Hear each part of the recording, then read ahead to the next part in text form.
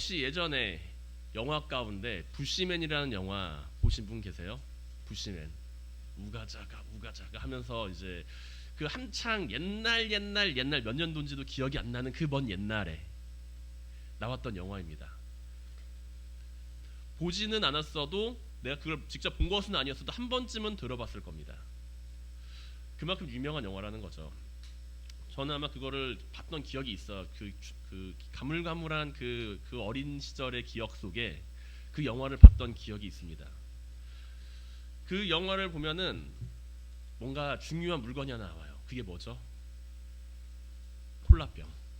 이제 조금씩 기억이 나세요? 부시맨이 이제 사는 마을이 있습니다.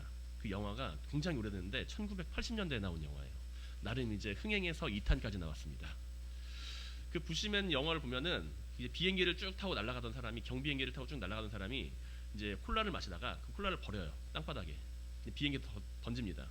근데 이렇게 쭉 떨어져서 부시맨 마을에 뚝 떨어져요. 갑자기 하늘에서 뚝 떨어진 이 콜라병을 보고서 그 부시맨 마을에는 소동이 일어납니다. 이게 뭐지 하면서요.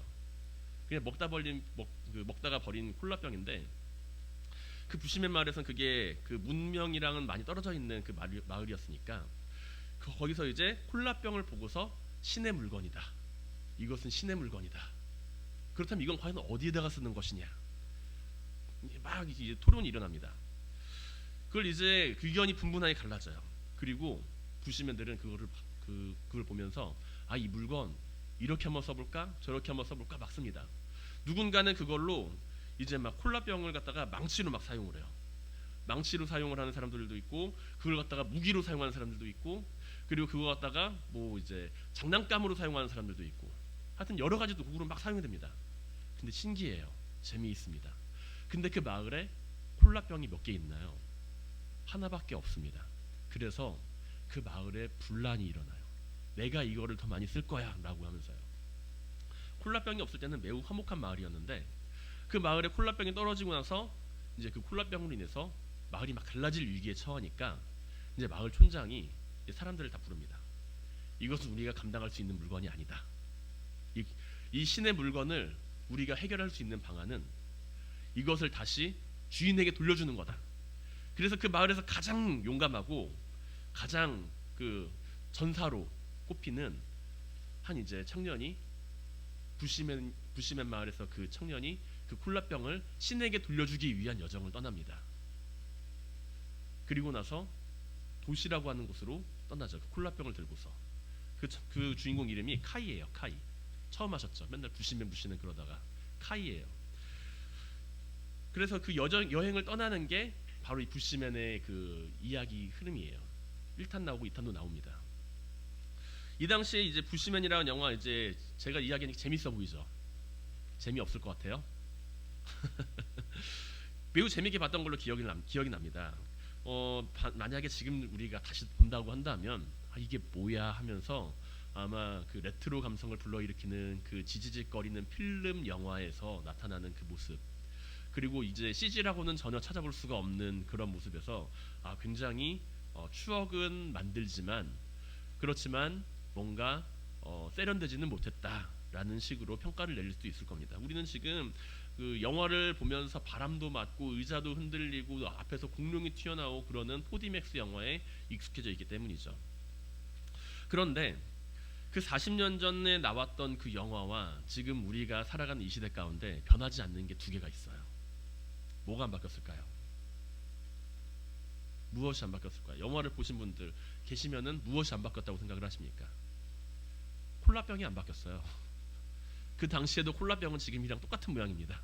이렇게 생긴 거, 이렇게 생긴 그 콜라병 아시죠? 그 디자인이 조금 더 매끄러워질지는 몰라도 그 병콜라, 우리가 익히 알고 있는 그 병콜라의 모양이 그때도 똑같이 존재했어요. 그리고 또 다른 한 가지, 그 콜라병을 둘러싸고 벌어졌던 그 다툼 역시 오늘날까지 존재합니다. 콜라병을 둘러싸고 사람들의 모습이라는 것이죠. 부시맨 마을에서는 그 콜라병이 그 역할을 했다라고 한다면 지금 우리가 살아가는 이 세상에서는 우리의 이익을 보장해주고 우리의 욕심을 자극하는 그 소유욕을 자극하는 수많은 물건들이 그 콜라병을 대신하고 있다라는 이야기입니다. 지금으로부터 40년 전을 한번 생각을 해보세요. 지금 여러분들은 타임머신을 탔습니다. 슉 타임머신을 타고 40년 전으로 날아가요. 40년 전으로 날아가면은 그때는 살아계신 분들도 계시고 아직 태어나지 않은 분들도 계시고 많은 분들이 계실 건데, 그때 지금 여러분은 40년 전에 뭐하고 계셨나요? 어떤 분은 한창 젊을 때 40대의 나이나 아니면 20대의 나이, 한창 열심히 일하고 있을 나이, 아니면 공부하는 나이, 아니면 열심히 뛰어놀고 있는 그런 나이일지도 모릅니다. 1980년대 그때의 모습이라는 것이죠. 응답하라 1988 혹시 드라마 기억나시나요? 그때 당시의 모습을 보게 되면은 우리의 그 옛날 향수를 자극하는 모습이 기억납니다. 저는 40년 전에는 응애응애 애기였어요. 그래서 응애응애 애기여가지고 그때 당시의 상황에 대해서 뭐 이야기를 해라 그러면은 잘 모릅니다, 솔직히. 하지만 여러 가지 영화를 보고 든 사람들의 이야기를 들어보고 어른들의 이야기를 들으면서 그때 당시를 대충 추측해보고 간접적으로는 생각해볼 수 있어요. 저는 90년대부터는 기억이 납니다. 40년 전은 어땠나요? 40년 전 지금과는 매우 삶의 질이 달랐을 겁니다. 스마트폰 생각도 못하죠. 은행에 가려면은 줄을 서야 되고 거기서 이제 은행 직원이랑 이야기하고 한번 가면은 엄청난 시간을 기다리고, 그리고 88 서울 올림픽 그때 당시에 있었죠. 서울을 뜨겁게 달구고 전 세계를 뜨겁게 달궜던 그 88 올림픽, 전 세계적으로 역대적인 규모를 자랑하면서 큰 의미를 지니고 있는 그 공산주의와 민주주의가 함께 연합하는 그 큰 올림픽, 그게 함께 있었던 시기입니다. 광주와 민주운동도 있었고요. 여러 가지 사건들이 굉장히 많았던 저 시간이 바로 40년 전 1980년대의 시간이라고 할 수가 있습니다. 그 당시에는 우리는 아마 소풍날 부모님이 사준 김밥 한 줄, 도시락에 들어가 있는 계란 후라이, 그것만 가지고서도 충분히 행복했던 시기가 아니었나 생각이 들어요. 그것을 자랑하면서 부모님께 감사하는 마음을 가졌다라는 것이죠. 그런데 지금 요새는 전화 한 통이면 김밥이 한 줄이 집으로 배달이 옵니다. 김밥뿐만이 아니라 우리가 시켜 먹는 수많은 음식들이 배달이 안 되는 게 없어요. 족발부터 시작을 해서 짜장면, 탕수육, 치킨, 그리고 그 당시에는 먹기도 힘들었던 팔보채, 오양장육, 엄청난 것들이 많이 배달이 됩니다. 내가 원하기만 하면은 배달시킬 수 있어요. 조금 재정적인 부담이 되어도 이제 내가 원한다면, 내가 진짜 그걸 원한다면 매일매일 내가 원하는 것만 먹고 살 수 있습니다. 그러나 40년 전에 먹었던 그 김밥보다도 조금 맛이 없는 것처럼 보이고, 내용에 들어간 내용물이 고기도 들어가고 햄도 들어가고 돈가스도 들어간 건 많이 있는데, 맛은 있는데 그 당시에 맛은 안 난다라는 이야기죠. 그리고 그것을 편히 먹을 수 있음에도 불구하고 그에 대한 감사를 생각하는 사람들은 많이 없다라는 겁니다. 내가 지금 원하는 대로 먹을 수 있고 내가 원하는 대로 그거 모든 것들을 취할 수 있지만, 그러나 그것이 우리 가운데 소풍날 어머니가 싸주시던 김밥, 월급날 아버지가 들고 오시던 그 치킨에 비교할 바가 못 된다라는 것이죠. 그 당시에 느꼈던 기쁨과 행복함과 비교해 본다면 많이 다르다라는 이야기입니다. 왜 그러죠? 우리는 단지 먹으면서 느끼는 그 행복이 아니라 그 당시에 내가 마주하였던 상황에서 행복을 찾고 행복을 느끼기 때문입니다. 그런데 우리는 오늘날 많은 것들을 소유하고 있고 그 소유욕을 자극하는 수많은 물질 문명 가운데 살아가고 있어요. 그 많은 부분에 있어서 우리는 감사를 잃어버리고 살아간다는 겁니다.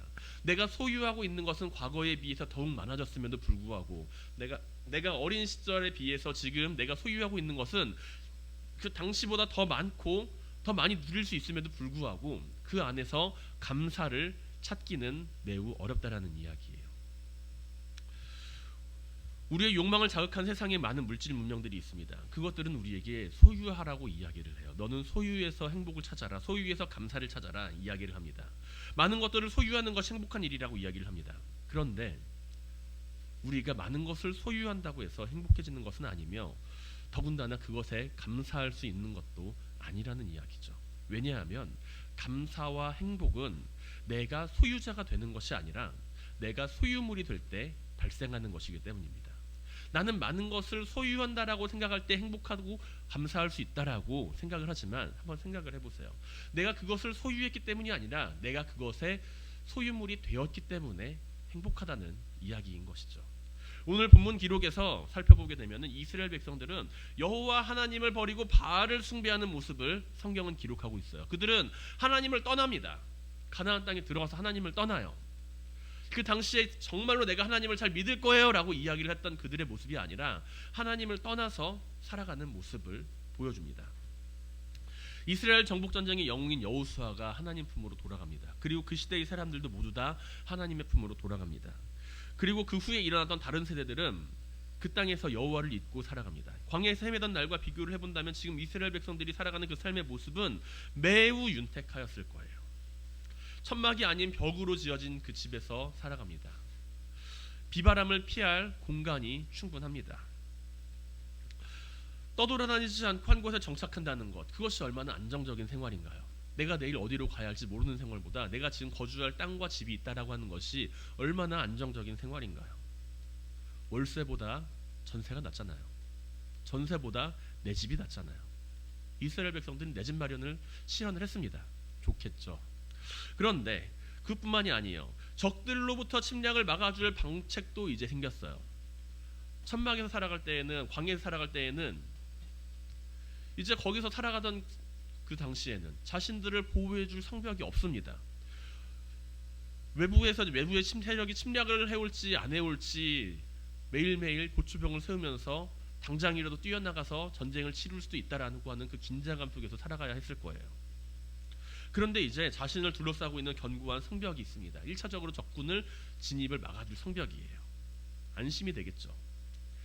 아침에 일어나서 만나를 수확하지 않으면 그날은 굶어야 됩니다. 그날 밤에 잠을 자면서 내일 아침에 하나님의 변심해가지고 하나님의 마음이 바뀌어서 만나를 내려주지 않으면 내일 쫄쫄 굶어야 되는데 어떻게 하지? 라고 하는 불안감이 있을 수 있어요. 하나님만 신뢰하지 않으면은 만나를 먹을 길이 없어요. 하나님이 아니면은 바로 그 다음날을 굶어야 되는 상황입니다. 그런데 이제 자고 일어나면 창고에 곡식이 쌓여 있어요. 하나님에 대한 불안감에 떨지 않아도 돼요. 그들은 이제 하나님을 믿는 것보다 자신이 창고에 있는 곡식을 바라보면서 안정을 취할 수도 있습니다. 이스라엘 백성들은 여호와의 하나님을 떠나 바알을 섬기게 됩니다. 왜 그랬을까요? 그들이 삶에 가지고 있는 풍요로움과 안락함이 그들을 점점 유혹하기 때문이었다라는 것이죠. 광야에서 살아갈 때는 그들은 오직 하나님 한 분 아니면은 의지할 데가 없었어요. 그들은 광야에서는 오직 하나님 한 분 아니면은 자신들을 지켜줄 존재가 없었어요. 당장 내일 먹을 밥도 마련할 수가 없는 상황이 될지도 몰라요.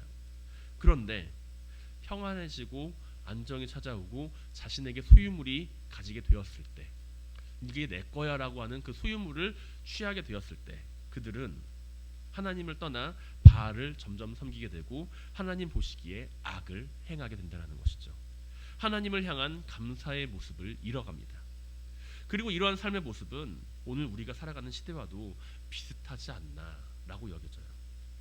그 뜨겁던 40년 전의 그 신앙의 모습들, 하나님 아니면은 안 돼요라고 붙들고 살았던 그 신앙의 모습들, 그 신앙의 모습들과 지금 우리들과의 삶을 비교를 해보면 우리는 많은 것을 누리고 살아갑니다. 풍족한 가운데 거합니다. 당장 내일 먹을 끼니를 걱정하는 사람도 있겠지만 많은 대다수의 사람들은 당장 내일 먹을 끼니를 걱정하지 않은 채 하루하루를 살아가는 때가 많이 있어요. 나를 지켜줄 것들이 정말로 많은 것처럼 여겨집니다. 이러한 상황 가운데 우리는 어떻게 나와 주변의 사람들과 함께 하나님께 감사하는 삶을 회복할 수가 있을까요? 하나님에 대한 감사를 우리가 회복할 수 있기를 바랍니다. 내 삶의 풍요로움을 바라볼 때는 우리는 하나님에 대한 감사의 조건을 찾습니다. 내가 내 삶에 있는 풍요로움을 바라볼 때 하나님을 향한 감사의 조건을 찾아요. 내가 가지고 있는 것을 바라보면서 하나님에 대한 감사의 조건을 찾는다는 겁니다. 하지만 그러나 우리는 그 이전에 하나님을 향한 감사가 내 삶의 회복이 되어야 해요. 이것은 비슷한 것처럼 보입니다. 하지만 그 차이는 분명히 존재해요. 세상 사람들 역시 자기가 가진 소유물 속에서 감사의 조건을 찾기를 원한다라는 것이죠. 그들 역시 자기가 가진 것에서 감사를 찾기를 원해요. 그들은 자기가 가진 것에서 행복을 찾기를 원한다라는 이야기입니다. 그런데 한번 생각을 해보세요. 남들보다 좋은 차, 남들보다 좋은 집, 남들보다 많은 재산 속에서 풍요를 누리며 그것을 허락한 삶에서 감사하는 것, 그것은 누구나 다 할 수 있습니다. 그런데 거기서 감사를 한다면, 거기서 만족하며 살아간다면 우리는 세상 사람들과 별반 다를 바가 없다라는 이야기랑 똑같다는 거예요. 그리고 또한 중요한 결정적인 사실은 내가 풍요로움을 바라보며 감사를 할 때 나는 하나님께 속한 사람이 아니라 풍요에 속한 사람이 있다라는 것이죠.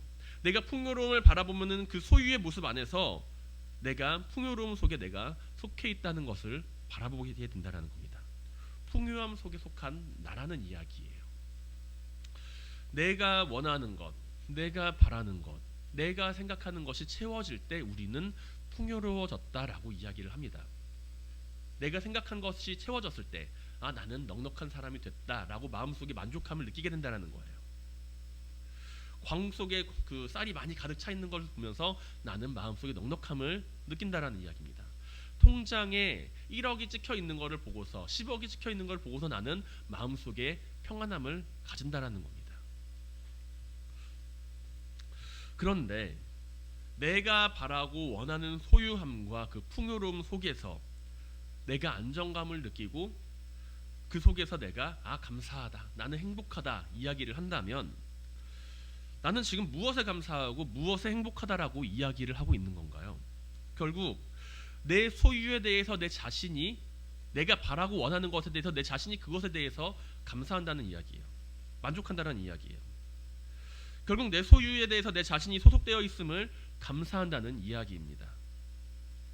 그렇기 때문에 아무것도 채워지지 않은 공허한 마음이 든다라는 거예요.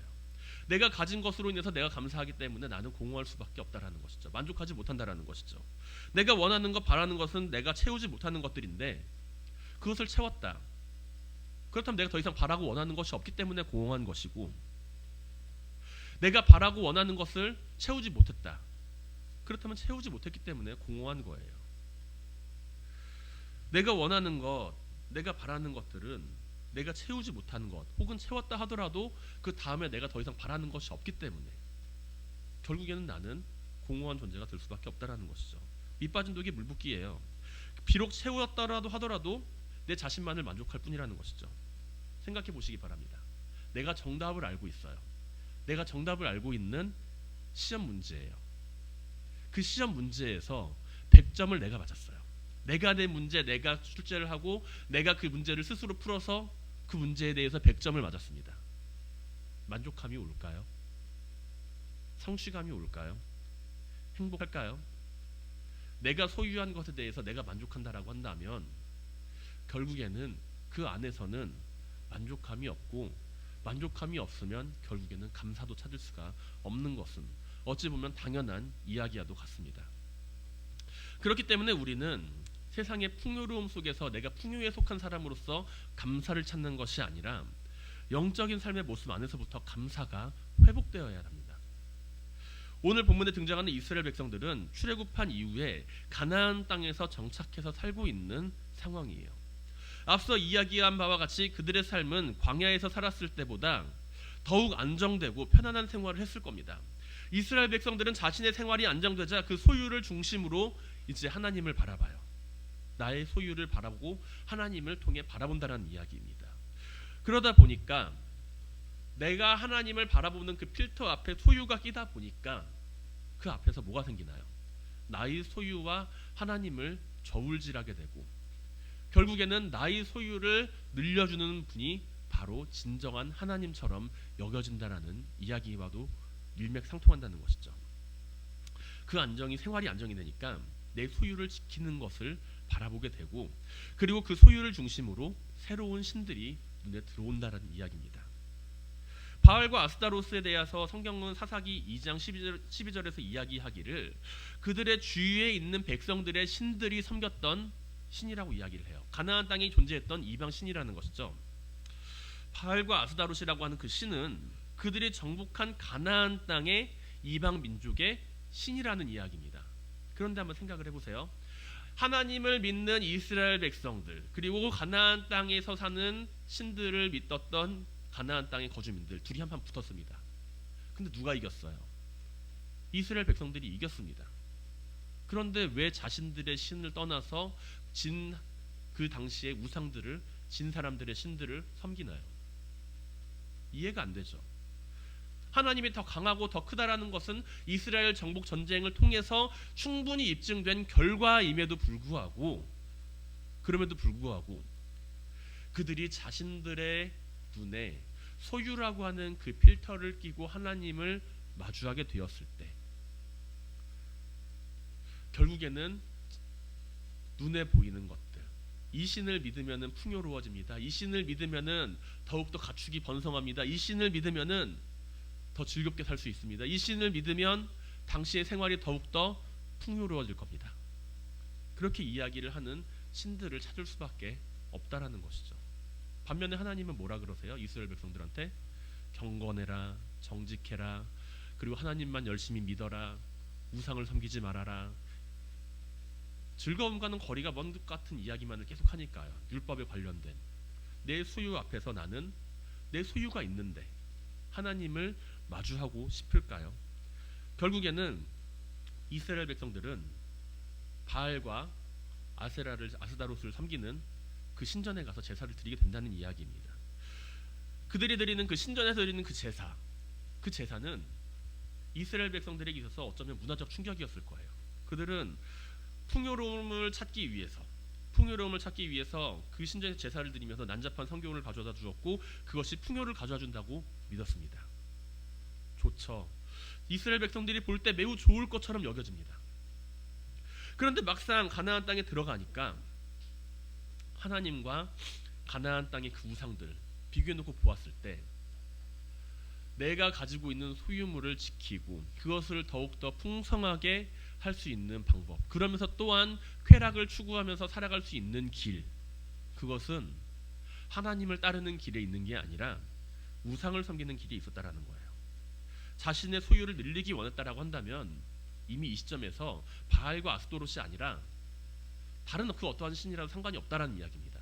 하나님이 아니라 내 소유를 늘릴 수만 있다라고 한다면 하나님이 아니라 뭐 바알과 아스타롯 뭐 그 누가 됐든 상관이 없다라는 이야기예요. 아마 바알이 아니라 다른 풍요로움을 주는 신이 있다고 한다면 그쪽으로 갈아탔을 것입니다. 풍요로움이라는 모습 안에서 자신의 소유를 넉넉하게 해주는 신이야말로 진정한 신으로 여겨졌기 때문입니다. 세상에는 많은 사람들은 풍요와 넉넉함 속에서 감사를 기억하라고 이야기를 해요. 풍요와 넉넉함 속에서 하나님에 대한 감사를 기억해라. 풍요와 넉넉함 속에서 너는 감사를 기억해라 라고 이야기를 합니다. 그러나 우리가 단지 풍요와 넉넉함만을 바라보면서 감사를 기억하라고 한다면 결국에는 우리는 바알과 아스타롯과 같은 신들을 찾게 될 수밖에 없다라는 이야기입니다. 앞서 이야기한 김밥과 치킨을 기억해 보세요. 그 시절 그 당시 우리가 먹었던 그 김밥과 치킨들 우리의 마음속에 행복을 줍니다. 기쁨을 줘요. 추억으로 남아 있습니다. 그런데 똑같은 김밥과 똑같은 치킨을 먹어도 그때와 똑같은 행복감과 똑같은 마음이 들지 않는 것은 무엇 때문인가요? 물질이 우리 가운데 감사를 주지 못하는 것은 당연한 이야기입니다. 우리는 감사를 물질 속에서 찾는 것이 아니라 소유 속에서 찾는 것이 아니라 우리의 영적인 감사가 회복될 때 그 안에서 진정한 감사를 드릴 수가 있어요. 내가 아무리 맛있는 치킨을 먹고 있어도 내가 아무리 맛있는 김밥을 먹고 있어도 내 안에서 감사가 회복되지 못하였다 한다면 그 안에서 감사의 말과 감사의 생각은 전혀 떠오르지 않습니다. 오히려 더 많이 더 즐겁게를 이야기하면서 풍요로움을 누리며 더욱 많은 소유를 찾아 헤맬 뿐이죠. 소유에 속한 나는 결국에 나라고 하는 존재를 물질의 주인으로 만들고 결국 나를 더욱 풍요롭게 해주는 바알과 아스타롯을 찾게 만든다라는 이야기예요. 이스라엘 백성들이 하나님을 떠난 원인은 그들이 고난 가운데 있었기 때문이 아니라 풍요하고 넉넉함 가운데 하나님이 아닌 자신의 소유를 바라보며 자신이 그 소유에 속하였을 때 그 안에서 감사를 잃어버렸을 때 하나님을 떠나게 되었습니다. 바알이라고 하는 바알이라고 하는 것은 주인이라는 뜻이에요. 바알이라고 하는 그 이름의 뜻은 주인이라고 하는 이름을 가지고 있습니다. 그 이름의 뜻을 가지고 있습니다. 이스라엘 백성들은 이제 자신들의 주인으로 풍요로움을 섬기게 되었다라는 이야기죠. 성경은 이스라엘 백성들이 바알과 아스타롯을 찾는 모습을 바라보면서 오늘 본문 11절과 12절에서 다음과 같이 기록합니다. 이스라엘 자손이 여호와의 목전에 악을 행하여 바알들을 섬기며 애굽 땅에서 그들을 인도하여 내신 그들의 조상들의 하나님 여호와를 버리고 다른 신들 곧 그들의 주위에 있는 백성의 신들을 따라 그들에게 절하여 여호와를 진노하시게 하였으되라는 이야기예요. 세상의 풍요를 쫓아서 살아가는 우리의 모습 안에서도 분명히 바알과 아스타롯과 같은 것들은 존재합니다. 우리가 풍요로움을 따라서 내 삶의 풍요로움만을 쫓아서 살아간다라고 한다면 나는 결국에는 하나님을 떠나는 선택을 할 수밖에 없다라는 이야기예요. 사자성어 가운데 토사구팽이라는 말이 있습니다. 사냥이 끝난 후에 사냥개를 잡아먹어요. 이미 나에게 만족할 만한 결과를 냈으니 더 이상 이제 필요가 없다라는 이야기예요. 하나님이 나에게 풍요로움을 허락하시고 하나님이 나에게 만족함을 허락하셨다라고 한다면 나는 하나님을 떠나서는 안 됩니다. 다시 한번 그 인생에, 왜냐하면 내가 하나님을 떠날 때 다시 한번 그 인생에 하나님은 역사하기 때문이죠. 내가 가지는 그 모든 것들을 잃어버리게 될 수도 있다라는 이야기입니다. 이스라엘이 하나님을 떠난 결과로 14절에서는 다음과 같이 기록합니다. 여호와께서 이스라엘에게 진노하사 노력하는 자의 손에 넘겨주사 그들의 노력을 당하게 하시며 또 주위에 있는 모든 대적의 손에 팔아 넘기심에 그들이 다시는 대적을 당하지 못하였으며 라는 것이죠.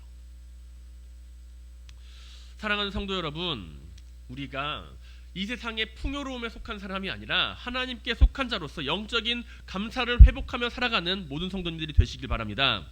내가 하나님께 속한 사람인지 속한 사람이 아닌지는 하나님에 대한 감사를 바라보면 알 수가 있어요. 내가 지금 내 인생 가운데서 내가 가진 풍요로움을 바라보면서 감사의 조건을, 이것을 감사할까 저것을 감사할까 찾는 그 감사의 조건을 찾는지, 아니면 내가 하나님께 내가 베풀어 주신 모든 것들을 바라보면서 감사하며 살아가는지, 그 감사의 조건인지 감사의 회복인지를 바라보며 나는 하나님께 속한 사람인지 물질에 속한 사람인지를 찾을 수가 있다라는 이야기입니다. 하나님을 향하여 행하신 그 모든 일, 하나님이 나를 향하여 행하신 그 모든 일로 말미암아 감사할 수 있게 되기를 바랍니다. 우리가 받은 그 물질이 하나님을 영화롭게 하는 것이 아닙니다. 하나님을 향한 감사는 물질에서 출발하는 것이 아니라 우리의 구원에서 출발하죠. 하나님을 향하여 한 그 감사를 가지고 있는 사람은 하나님을 영화롭게 합니다. 하나님은 우리에게 많은 것을 허락하셨습니다. 우리의 삶 가운데 감사의 조건을 넘어서 나에게 베풀어 주신 그 감사를 베풀어 주신 모든 것을 향한 영적인 감사의 회복이 우리 가운데 일어날 수 있길 바랍니다. 감사의 조건이 아니라 감사의 회복이 우리의 삶 가운데 일어나는 모든 성도님들이 되시기를 주님의 이름으로 간절히 축원드립니다. 그렇다면 우리의 삶에서 풍요로움은 필요하지 않은가요? 필요하죠. 내 삶에 있어서 풍요로움은 필요합니다. 풍요로운 삶은 분명 하나님이 허락하신 축복의 내용 가운데 한 가지예요. 아브라함과 이삭과 야곱과 같은 수많은 하나님의 사람들은 하나님을 온전히 믿고 따름으로 인해서 그들의 삶이 보다 더 윤택해지고 보다 더 풍요로워지는 것을 성경은 기록합니다. 하나님께서 축복하시니 그들은 한 가문이 한 민족을 이루고 그 민족이 하늘의 별과 같이 수많은 사람들로 이루어지는 것을 우리는 마주할 수가 있어요. 이 과정에서 또한 풍요로움과 넉넉함의 축복을 함께 받는 것도 볼 수가 있습니다. 그렇다면 우리는 풍요로운 삶 가운데서 어떻게 감사를 회복하며 살아가야 할까요? 우리는 어떻게 영적인 감사를 회복하며 이 세상을 살아가야 할까요? 이 모습이 회복되기 위해서, 감사가 회복되기 위해서는 우리는 우선 예배 가운데 감사의 모습이 회복되어야 합니다. 감사를 통한 예배의 회복은 우리의 삶 안에서 하나님을 계속해서 의지하고 신뢰할 수 있는 삶의 원동력으로 작용하게 된다는 것이죠. 나에게 물질의 축복을 주실 때만 하나님께 드리는 그 일순간의 감사가 아니라 감사의 모습이 계속해서 이어지는 삶의 지속성은 하나님 앞에서 내가 감사로 예배를 드리는 그 자세 가운데, 내가 하나님 앞에서 감사를 드리는 그 예배 가운데 지속적으로 이어지는 것이 가능하다는 이야기입니다. 우리는 하나님 앞에 감사하는 마음으로 예배의 자리에 서야 한다라는 이야기예요. 사사기에는 하나의 순환고리가 존재합니다. 그것은 5개의 고리로 연결이 돼요. 처음에는 이제 이스라엘 백성들이 타락합니다. 타락하고 나서 이방 민족들을 통해서 하나님께서 심판을 하세요. 하나님께서 그 심판을 하니까 이스라엘 백성들이 잘못했어요. 회개를 합니다. 회개하니까 하나님께서 사사를 보내요. 사사를 보내서 하나님이 구원을 하십니다. 그래서 이제 그 땅에 평화가 찾아와요. 평화가 찾아왔는데 그들은 다시 타락합니다. 다시 타락하고 쭉 이게 반복돼요. 이거를 끊어야죠. 우리의 삶도 이 순환이 반복됩니다. 이것을 끊어야죠. 이것을 끊지 못하면 계속해서 반복되는 잘못과 계속해서 반복되는 시험과 계속해서 반복되는 죄의 고리를 우리는 벗어나지 못한다라는 이야기예요. 이스라엘 백성들이 다시 타락하고 회개하고 다시 타락하고 회개하고, 우리가 어떻게 하면 이 고리에서 벗어날 수가 있을까요?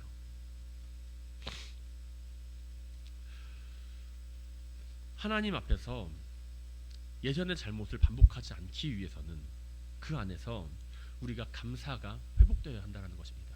하나님 앞에 드려지는 그 예배를 드리면서 우리는 감사를 해요. 감사를 드려요. 내가 하나님 앞에서 드리는 그 예배 안에서 하나님은 과연 어떤 분이신가, 나를 향한 하나님의 사랑, 하나님께서 나를 향한 그 계획을 다시 한번 바라보게 되며 과거에 나에게 베풀어 주셨던 그 삶의 의미들을 돌아보게 됩니다. 그리고 그것은 하나님을 향한 그 감사가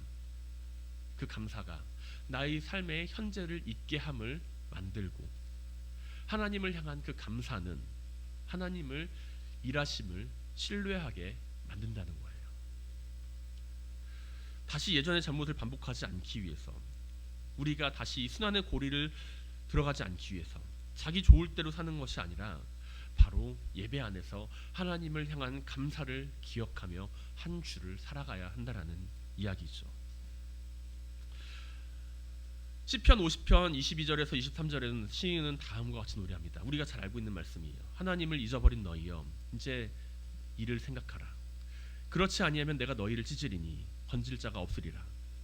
감사로 제사를 드리는 자가 나를 영화롭게 하나니 그의 행위를 옳게 하는 자에게 내가 하나님의 구원을 보이리라. 아멘. 우리는 하나님께 속한 자로서, 내 삶이 하나님께 속한 자로서 하나님 앞에 감사로 예배를 드리며 나아가는 사람들이 되어야 합니다. 그 안에서 우리는 구원의 확신을 가지고 살아갈 수가 있고, 나에게 베풀어 주신 하나님의 계획을 바라볼 수가 있고, 나에게 행하신 하나님의 일을 통하여서 함께 감사할 수가 있습니다. 온천한 만물이 누구인지, 내 삶의 주인이 누구인지를 다시 한번 기억해 줄 수 있으며, 감사의 삶을 통해서, 감사의 생각을 통해서, 감사의 말을 통해서 우리는 스스로 교만해지지 않을 수가 있어요. 하나님을 향한 감사의 예배가 내 삶에 어떠한 영향을 끼치는지 생각해 보시길 바랍니다. 감사를 향한 하나님을 향한 그 감사의 예배가 우리의 삶에 나타나게 되기를 소망합니다. 감사로 드리는 예배를 통해 하나님이 누구이신지를 다시 한번 알아가는 성도님들이 되시기를 주님의 이름으로 간절히 축원드립니다. 예배 안에서 드리는 그 감사를 통해서 구원의 축복을 기억하고, 풍요로움 속에서도 우리는 감사를 잃어버리지 않을 수가 있죠. 성도의 삶은, 우리가 살아가는 그 성도의 삶은 하나님 앞에 감사로 나아가는 예배의 삶입니다. 하나님께 감사하지 않는 사람, 그 사람은 예배의 자리에 나와서 무엇을 예배하고 있나요? 하나님 앞에 감사하지 않는 사람, 그 사람은 과연 예배의 시간에 무엇을 하나님 앞에 예배를 드리며 나아가고 있나요? 우리의 삶 안에서 이 예배의 자리 가운데 회복되는 그 감사를 통해서 회복되는 나의 영적인 삶에 있어서의 그 감사는 우리의 삶을 더욱 윤택하게 만들고 회복시킬 것입니다. 우리의 삶의 모든 부분에 있어서 감사가 있기 위해서는 이 예배의 자리에서 우선 하나님을 향한 감사가 회복되어야 합니다. 많은 사람들은 이 시대를 살아가면서 우리가 무엇을 감사해야 할까? 많은 것들을 내가 얻지 못하고, 내가 많은 것들을 누리지 못하고 있는데 무엇을 감사해야 해? 감사의 조건을 찾기에 바쁩니다. 누군가를 원망하기에 바빠요. 20대는 30대를, 30대는 40대를, 40대는 그보다 나이 많은 사람들을 원망하기에 바쁩니다. 지금 우리가 얼마나 힘든지 아냐고, 지금 당신네들의 세대보다 지금 우리가 더욱더 힘든 세대를 살아가고 있다고 원망하기에 바쁩니다. 그 삶의 감사를 찾기보다 감사의 조건을 찾는 사람들의 삶입니다. 그럴 때마다 우리는 무엇을 바라보아야 하나요? 하나님을 향한 감사가 회복되기를 바랍니다.